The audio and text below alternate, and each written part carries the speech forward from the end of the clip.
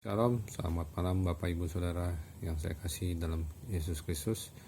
Pada saat malam hari ini kita akan membahas kembali kemarin tentang roti mana ya, kebutuhan akan makanan. Sebelum itu kita bersatu dalam doa. Ya Allah Bapa yang bertata dalam kerajaan surga, Bapa di dalam nama Tuhan Yesus Kristus, kami mengucap syukur. Sungguh baik kami sepanjang hari ini Kau memelihara kami, melindungi kami, memimpin kami, dan Kau terus menyelamatkan kami dari serangan roh jahat, roh kematian, roh dunia, roh mati, roh santet, sihir, tenung, tumbal, guna-guna, roh maut, dan kerjaan rahmat, kejualan maut, segala penyakit apapun, termasuk COVID-19, varian apapun, dipatahkan kuasanya dengan darah Allah dari Yesus Kristus Tuhan. Kami semuanya terpelihara dalam perlindungan darah Allah dari Yesus Tuhan. Terima kasih Tuhan dari selama-lamanya sampai selama-lamanya. Terima kasih Tuhan, Kau menterangkan kami sampai kedatangan-Mu Tuhan, didapati Tuhan hidup yang berkenan menuruti firman Tuhan, tidak bercacat, tidak bercela, tidak bernoda di hadapan-Mu. Roh Kudus bagi guru agung kami, ajarkan kami Tuhan untuk memahami rema firman-Mu. Biarlah kami Tuhan mau menjadi pelaku firman, mentaati apa yang Kau lakukan dalam apa yang Kau sarankan dalam firman Tuhan, yang Kau perintahkan dalam firman Tuhan, untuk kami melakukannya Tuhan. Terima kasih Bapa. Kuatkan kami dengan kasih karunia Tuhan yang melimpah, anugerah Tuhan yang melimpah, sehingga kami bisa menjalankan firman Tuhan dengan sebaik-baiknya, dengan kebenaran. Pimpin kami Tuhan Allah Roh Kudus, hamba-Mu yang menyampaikan, berapi dari ujung rambut kaki dengan kuasa dalam Yesus Tuhan menyampaikan berita firman Tuhan pada malam hari ini. Biar Bapak Ibu Saudara juga diurapi Roh Kudus menerima firman Tuhan pada malam hari ini. Dalam nama Tuhan Yesus kami doa dan syukur. Amin.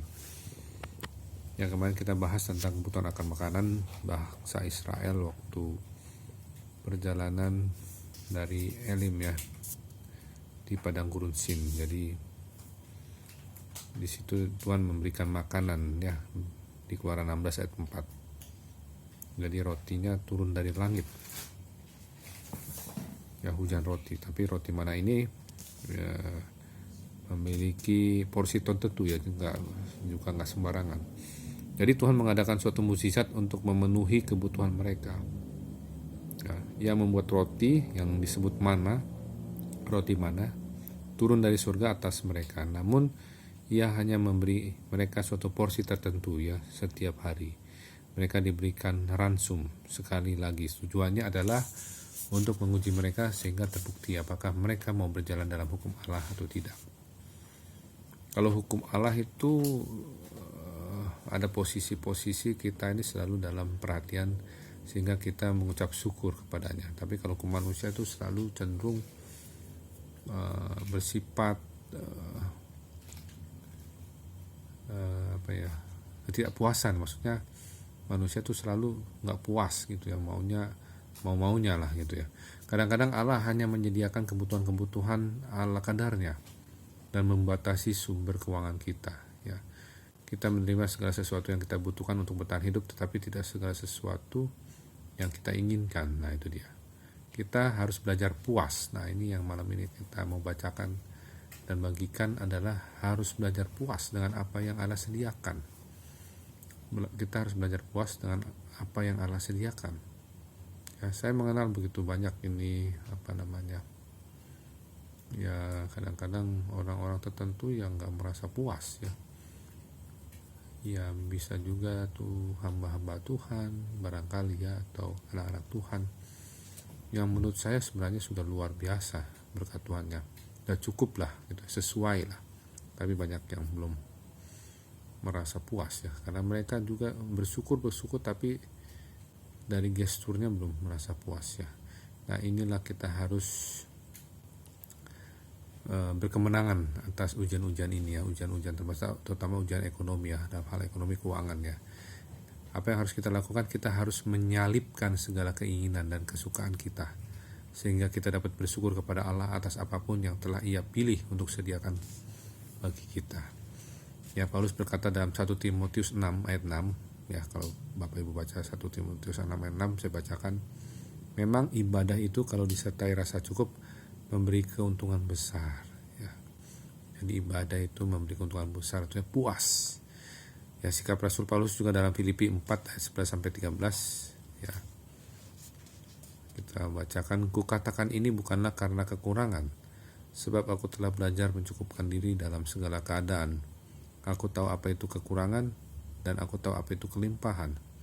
Dalam segala hal dan dalam segala perkara tidak ada sesuatu yang merupakan rahasia bagiku, baik dalam hal kenyang maupun dalam hal kelaparan, baik dalam hal kelimpahan maupun dalam hal kekurangan. Segala perkara dapat kutanggung di dalam Dia yang memberi kekuatan kepadaku. Jadi rasa puas itu adalah sebuah kualitas ilahi. Saya ulangin, rasa puas itu adalah suatu kualitas, sebuah kualitas ilahi, bukan sesuatu yang datang secara alami atas kita.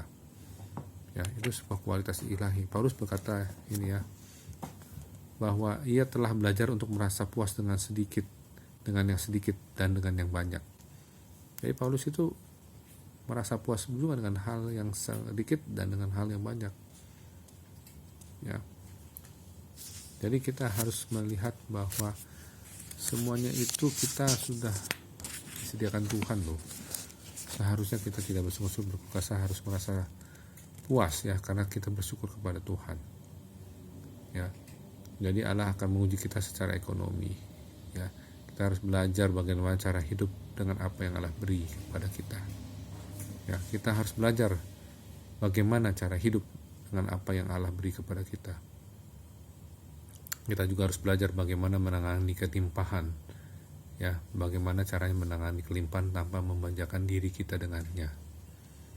Ya, itu ada caranya nanti menangani kelimpahan tanpa kita harus memanjakan diri kita dengannya. Terus kita harus benar-benar puas bersyukur ya, jangan kita hanya mengikuti keinginan kita. Kalau ada keinginan kita pasti akan jalannya sesat ya.